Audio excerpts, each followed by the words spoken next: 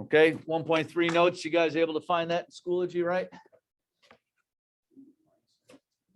All right, let's open that up and go to the top here. And so the beginning of this, we're still looking at some terminology. Now, you guys did really well on our last quiz. I think you're getting the idea of some terminology, but because, this geometry stuff is new, we have some terminology. So this word right here, midpoint, it is exactly what it sounds like. It's a point in the middle.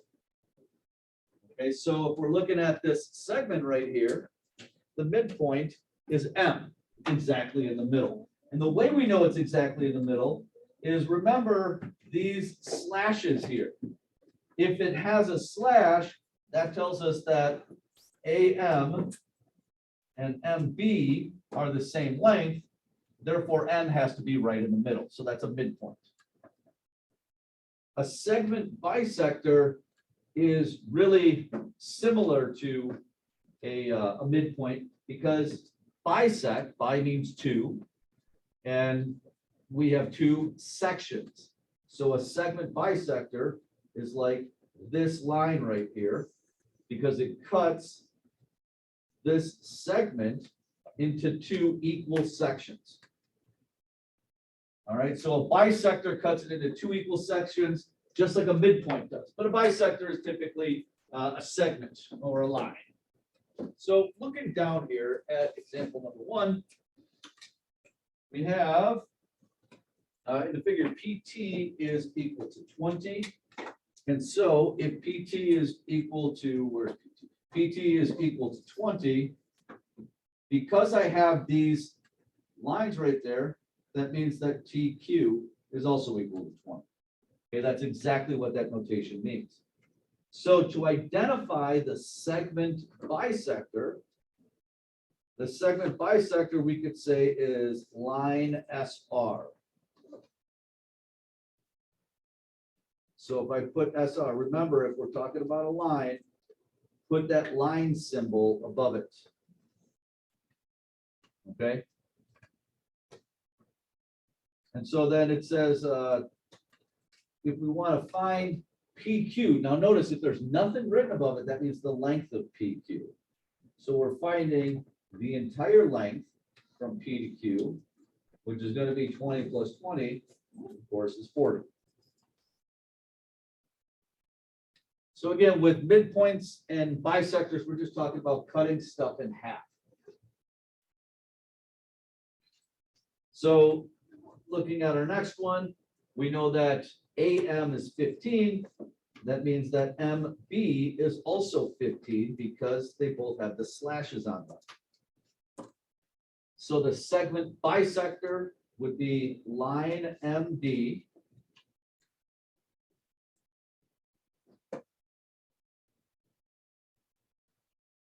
where you could say just point M, that would be perfectly fine as well. And the length of AB is going to be 30, okay, because the 15 plus 15. All right, any questions on that so far? Not so bad, right? All right, let's keep going here. So this is a little different because down here, it just looks different. We're still bisecting, but it's bisected with this ray. However, we still know that this segment and this segment are the same length. So when it says identify the segment bisector, we could say ray MC. Now again, just like your quiz, guys, remember you put the ray symbol over the M and C. And again, you guys did really well with that notation, so keep that up. But now we want to find the length of AM. Okay, we're not talking like 5x minus 2. We have to write an equation. We know that this is equal to this. So that's going to be our equation.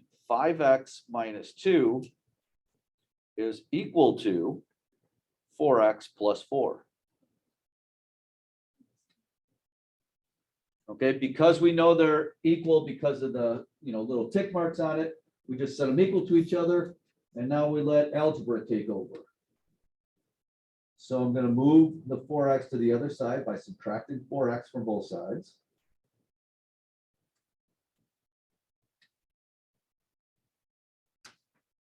So, on the left, we get x minus 2 equals 4. And then we're going to add 2 to move that to the other side.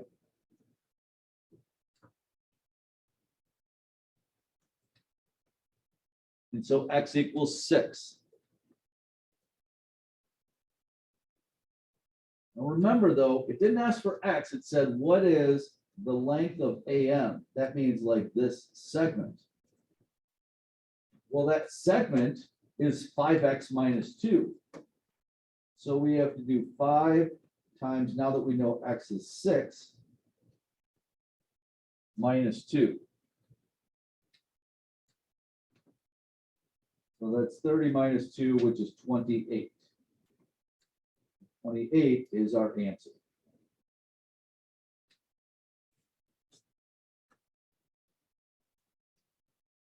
Okay, again, we set the two pieces equal to each other. We solved it for x, but then we had to plug x back in to find the length of AM. So you can see where algebra comes in here, right? I mean, when we did all this stuff, that's kind of old stuff that's coming back now. So let's do a similar problem. What do you want to do, 1 or 2? 2, all right. So to do problem 2, we're going to set the left side equal to the right side. So I have x squared plus 3x is equal to negative 2x plus 24. Now notice we have an x squared, so this one gets even a little harder because I'm going to move the 2x over by adding 2x to both sides. So I have x squared minus, plus 5x equals 24.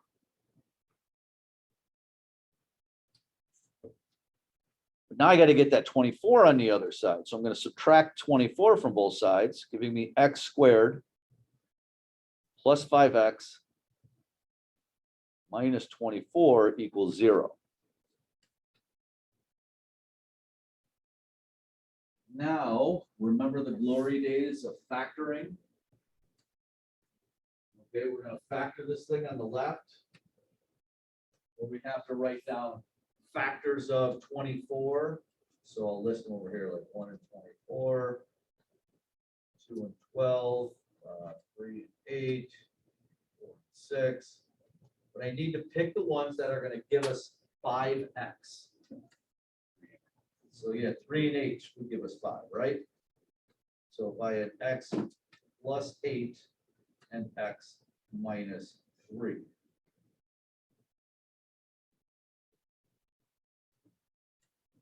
Means x equals negative 8 or positive 3.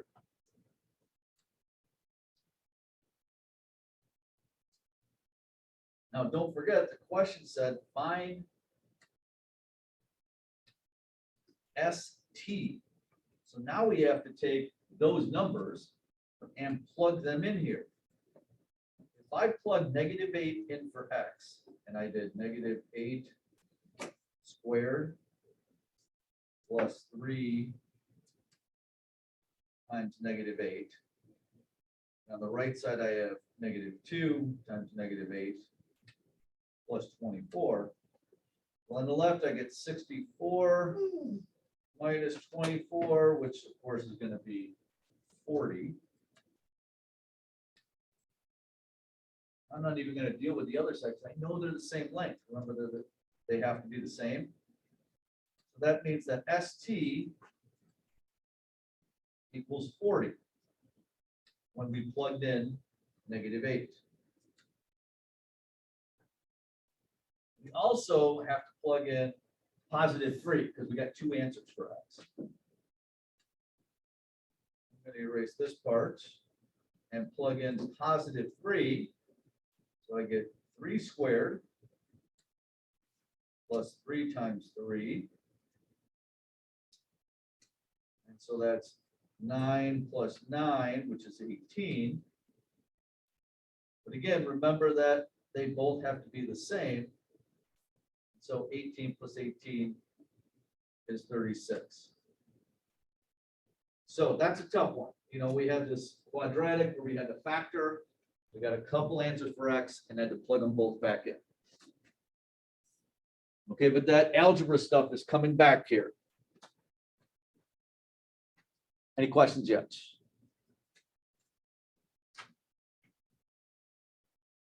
All right, so let's jump down here to the midpoint formula. On your notes, I would highlight this where it says midpoint formula and highlight this. Okay, you're going to want to be able to find that quickly in your notes. So the midpoint formula, we add the x's together and divide by 2. And then we add the y's together and divide by 2. So looking at this problem, remember that our x's come first. So I'll write like this is x1, and this is y1, this is x2, and that's y2. Okay, so I wrote it that way so that we could just plug it right into the equation. So let's take the x's, add them together and divide by 2. So I would do -1 plus 4 divided by 2.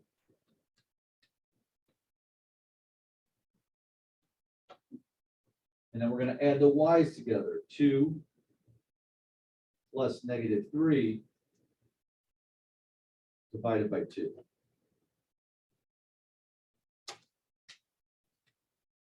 So let's see on the left, we get 4 minus 1 is 3 over 2, 1.5. And 2 plus -3 is -1. And that is our midpoint. Now, another way to think about that is those numbers are right in the middle of, like, the number that, if you think of a number line, that's right in between -1 and 4, the number right in the middle of those is 1.5. Like, it's right in the middle of the x's. And for the y's, the number that's right in the middle of 2 and -3 is -1/2. So if you could visualize like a number line, it's smack dab in the middle of the x's and right in the middle of the y's. All right, and I'll box in, this is our answer, just so we know. All right, let's do this next example for the midpoint.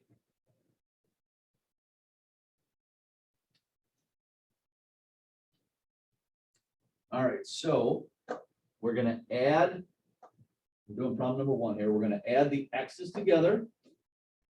So we'll get -3 plus 9 divided by 2.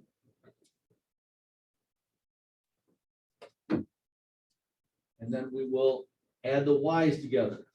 2 plus 2 divided by 2.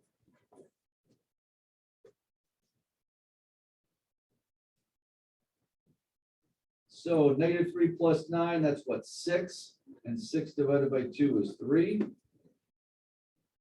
And 2 plus 2 is 4. 4 divided by 2 is 2. So our midpoint is at 3, 2.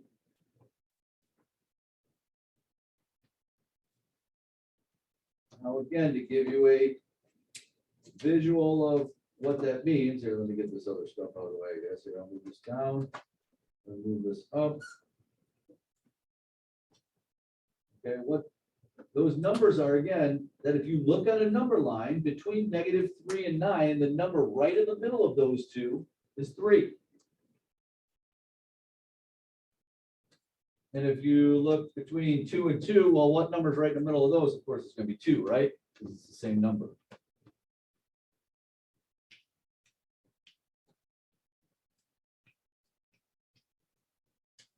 All right, how about if you guys take a minute and try number 2? Okay, we'll go over that in just a second. So use number 1 as a model, try number 2, we'll go over that in a second.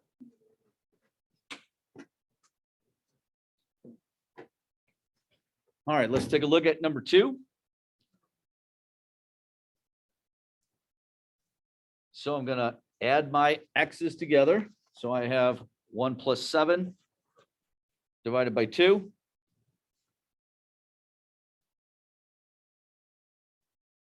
Add my y's together, 3 plus 5 divided by 2. And so I don't have to move stuff around, I guess. I've got 8 over 2, which is 4. And 8 over 2 is 4 again. So my answer is 4, 4.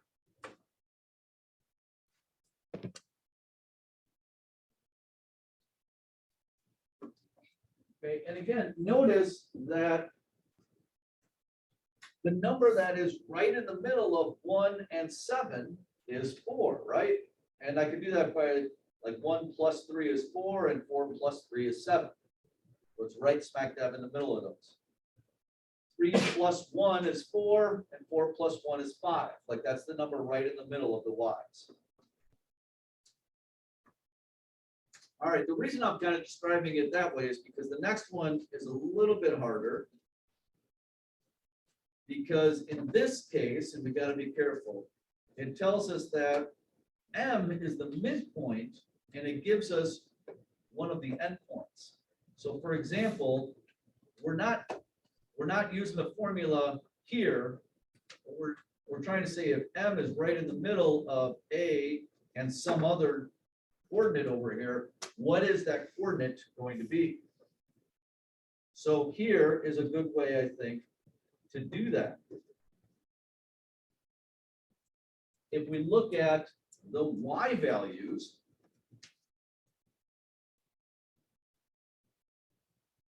if I went from 3 to 5, that's adding 2. So I'm going to go from 5 and add 2, so that's going to be 7. Okay, so now again, looking at that, I want this number 5 to be right in between this number and this number, which it is. 5 is right in the middle of 3 and 7.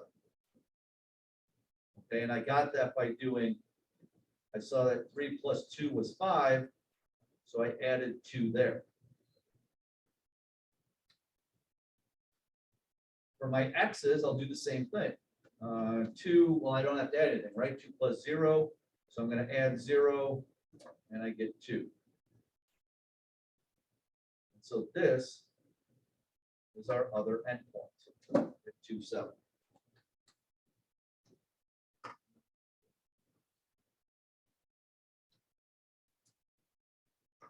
All right, let's do that one more time for problem number 5. All right, so we want M to be in the middle, so I'm going to need another point over here. So it doesn't matter if you do the x's or the y's first. So I'll do the y's. If I did -1 and -4, that means I'm subtracting 3. And you can just look up at the number line, but the number line, here's -1, here's -4. So the next point has to be over here, right? And so we went to the left 3, or subtracted 3. We go to the left 3 more, up at -7. Okay, and the same thing actually happens in this case for the x's. I subtract 3, so I'll subtract 3 again. I get -7 again. How do you get 3? Yeah. I'm really just counting from -1 to -4. So to get from -1, I go to the left, 1, 2, 3. So then I got to go to the left again, 1, 2, 3. Okay, because we want this number to be right in between those two.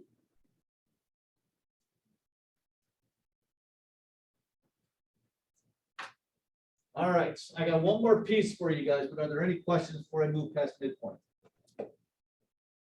I know I told you there's gonna be a lot of notes today, but we're gonna take that a couple days to digest all of this. So the next one, the next big idea or key idea is the distance formula. So just like before, I would highlight that and I would absolutely highlight this formula.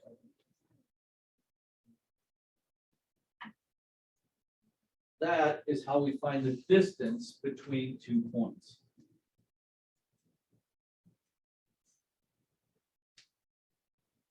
So I know the formula looks ugly, but remember, we're just going to plug in integers. So in problem example down here, I want to find the distance from C to D. This is my X1 and Y1. And this is my X2 and Y2. And I'm going to plug those into that blue formula right above it. So this is why we did some square root work earlier. So I have my answer. I'm going to do the square root of, I'm subtracting the x's. So it's going to be -3 minus 1 in parentheses squared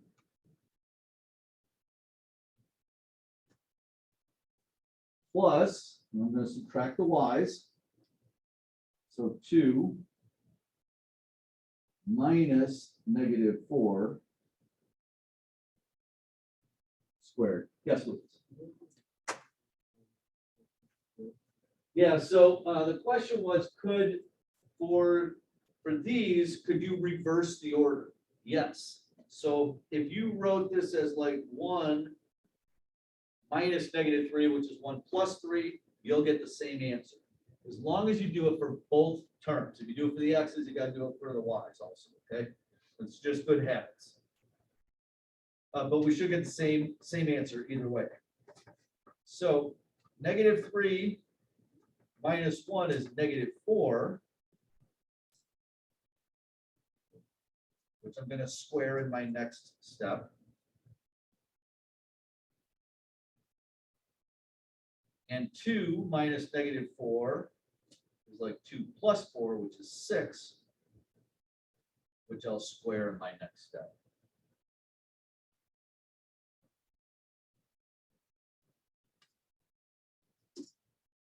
That gives me the square root of -4 squared is 16. And 6 squared is 36.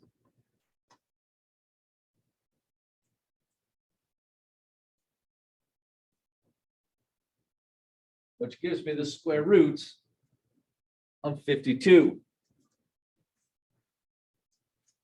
So don't forget our factor trees. You remember that?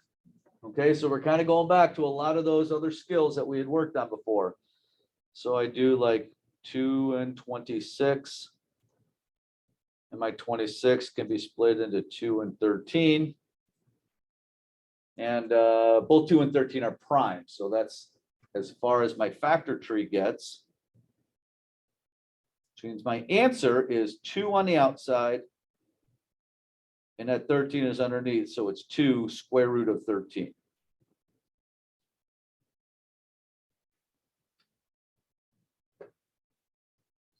All right, we'll do one more of those, then we'll take a little break. Okay, those distance formulas take a little bit of work here.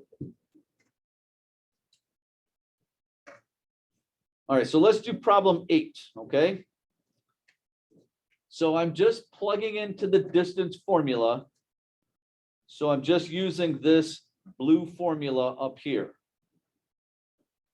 So just to save some space, I'm not going to rewrite it, but I have the square root of 2 minus 4 squared. Those are the x values, okay?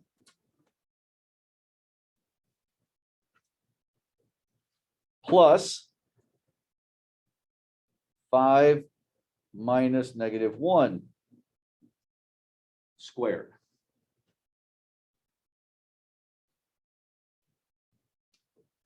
All right, so that's the first thing, is getting it plugged into that distance formula. Now we gotta clean that thing up. So 2 minus 4 is -2, which I will then square in my next step.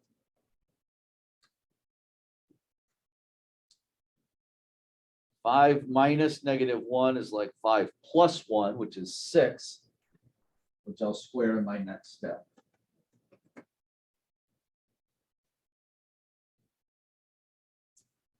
So I've got -2 squared is +4. And 6 squared is 36.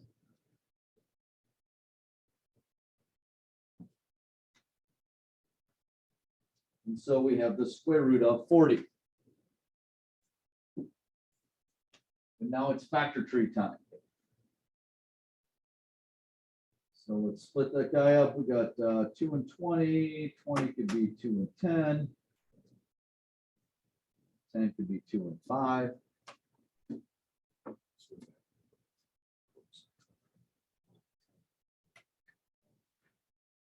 So we pair up that 2 on the outside. We've got this guy left over and this guy left over, so we have to multiply them both underneath. And our final answer is 2 root 10.